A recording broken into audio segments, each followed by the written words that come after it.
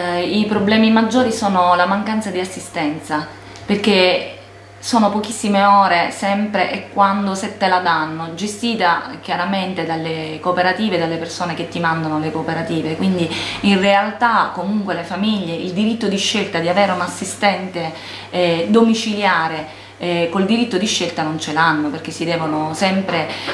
accontentare di ciò che viene mandato. Succede che io faccio avanti e indietro, lo vesto, torno a casa, lo vesto, lo accompagno, perché non viene passato nessun tipo di aiuto. Non esiste più adesso neanche il trasporto scolastico, che per legge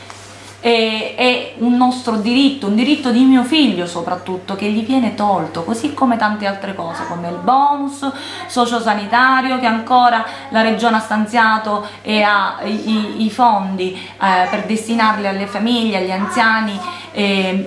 con decreto del 1° agosto 2014 ancora stanno pagando i residui del 2011, mentre tutti gli altri non hanno nulla. Allora io mi chiedo, ma di cosa stiamo parlando? Cerchiamo un attimino di capire le difficoltà che ci sono nelle famiglie, cercate un attimino di indirizzare le risorse davvero dove servono, perché noi famiglia oggi siamo la colonna portante del welfare e non vogliamo essere più umiliati.